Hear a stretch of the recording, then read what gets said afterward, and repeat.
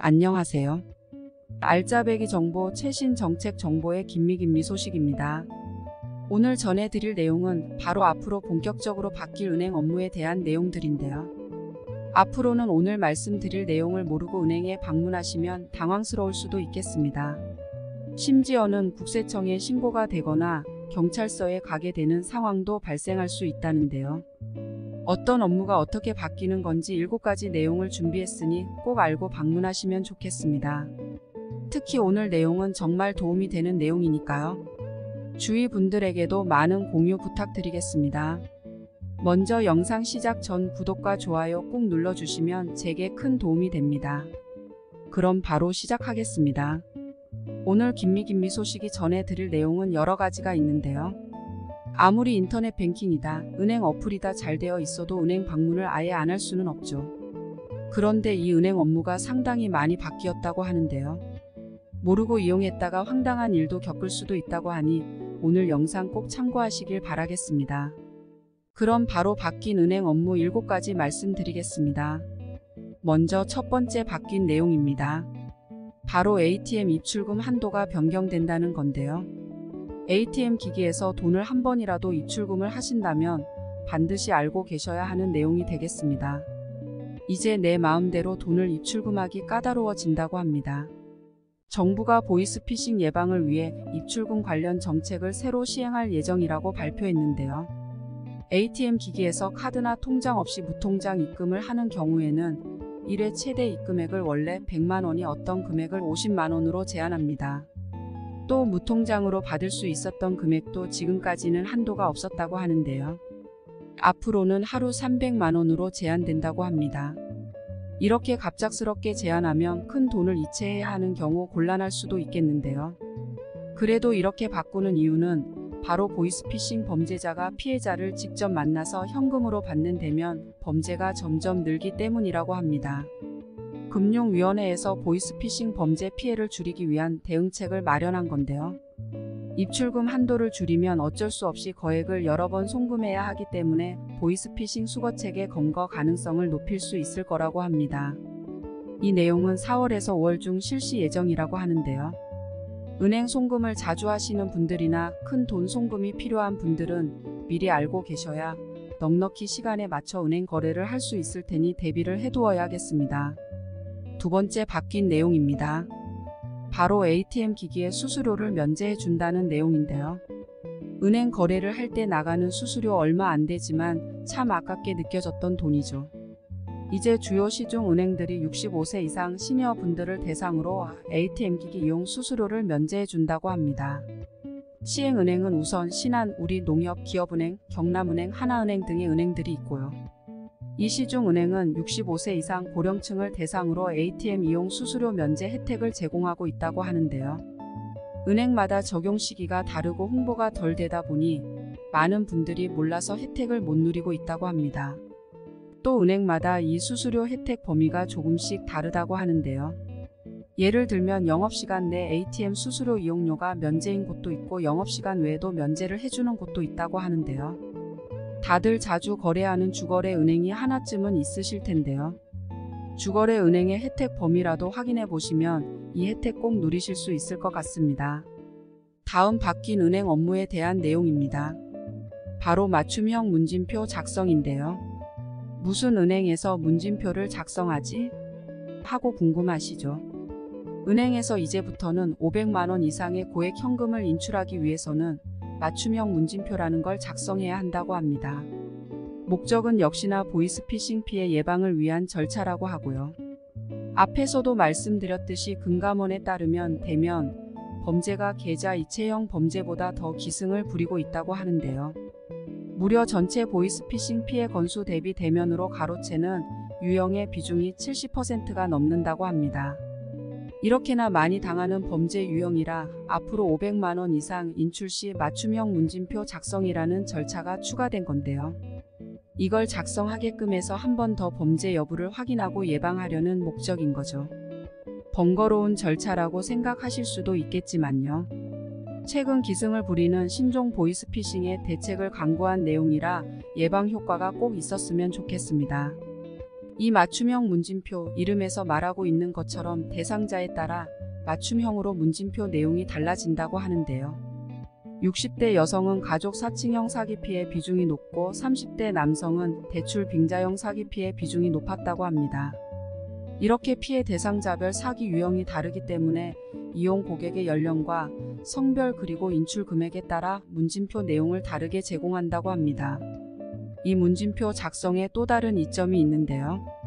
이렇게 맞춤형으로 제공하기 때문에 문진표를 작성하고 있는 과정에서 본인이 스스로 사기당하고 있음을 알아차릴 수도 있다고 하는데요. 꼭 효과가 있어 보이스피싱 범죄를 당하는 피해자들이 줄어들었으면 좋겠습니다. 네 번째 바뀌는 내용은 앞의 내용과 연결되는 부분인데요. 특히 1천만 원 이상 인출할 때 해당되는 내용이 되겠습니다.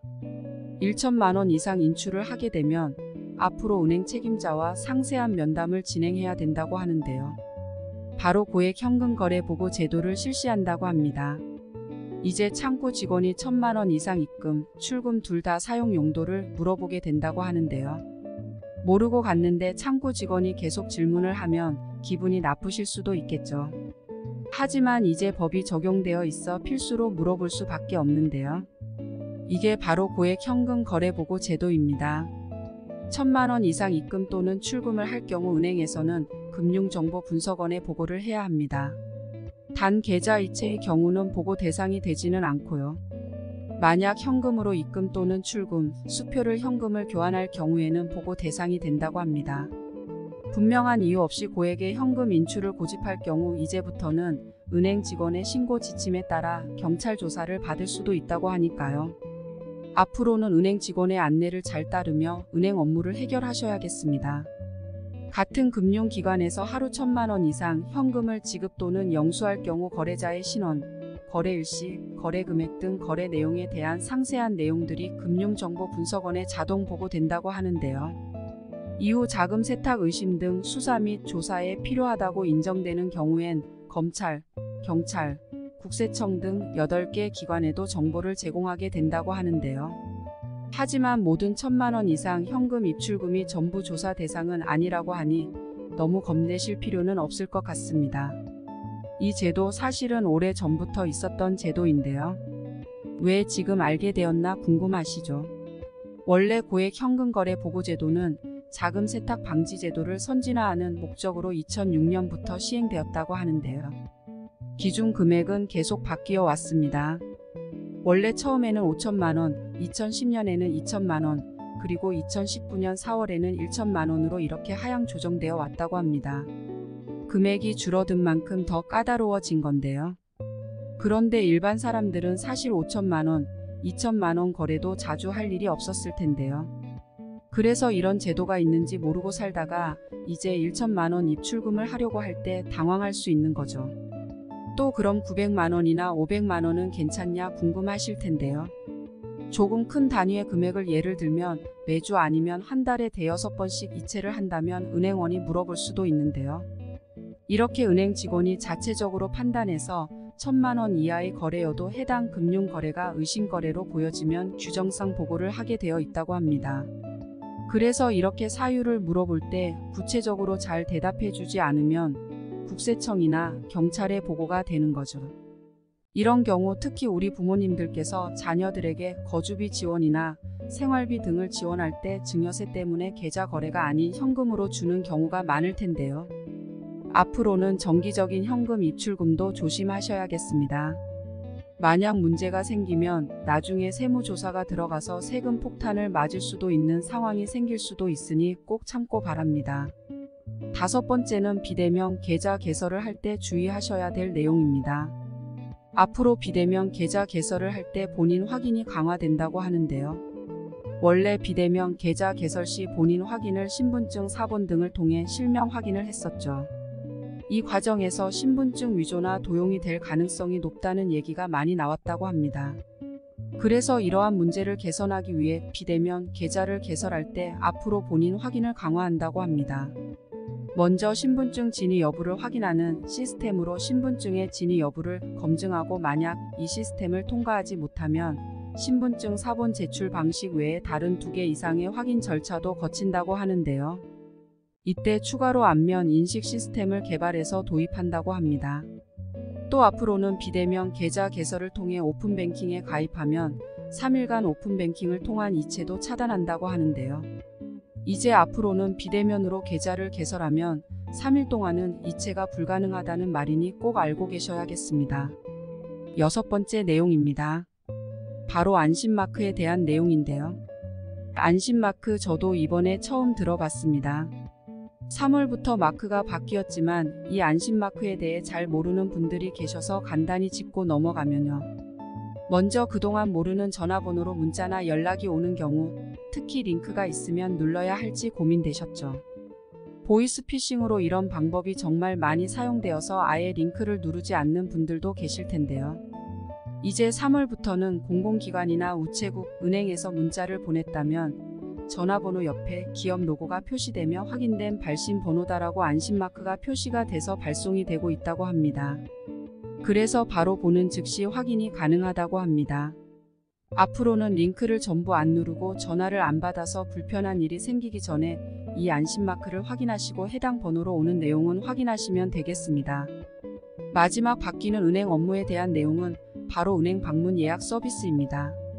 은행에서 이용할 때 가장 불편했던 점이 바로 내가 원하는 시간에 편하게 가면 대기자가 너무 많아 오래 기다려야 했던 건데요. 이제 그렇게 기다릴 필요가 없을 수도 있겠습니다. 바로 은행도 예약 시스템을 도입한 건데요. 아직 이걸 몰라서 그냥 계속 기다리시는 분들 아직도 많다고 합니다. 대신 모든 사람들이 쓸 수 있는 방문 예약 서비스는 아니고요. 인터넷 뱅킹 또는 스마트 뱅킹을 이용 중인 분들이 이용할 수 있다고 합니다. 인터넷 또는 스마트폰으로 은행 앱에 들어가서 로그인을 하셔야 영업전 방문 예약 서비스를 신청할 수 있기 때문인데요. 그래도 이렇게 은행에 예약을 하고 방문을 하면 기다림 없이 바로 이용할 수 있다고 합니다. 대신 모든 은행원이 응대 중이면 조금 기다리셔야 되고요. 그런데 이 서비스 참 좋아 보이지만 어플과 핸드폰에 다양한 기능이 복잡하게 되어 있으면 사용하기 어려운데요. 조금 더 간편한 예약 방법이 나왔으면 좋겠다는 생각도 듭니다. 여기까지 은행 업무에 바뀌는 내용에 대해 정리를 해보았는데요. 제가 알려드리는 정보가 조금이나마 시니어 분들의 삶에 도움이 되셨으면 좋겠습니다. 좋아요과 구독 버튼 잊지 말고 한번 꾹 눌러주시고요. 그럼 김미김미 소식이었습니다. 오늘도 편안한 하루 되세요. 감사합니다.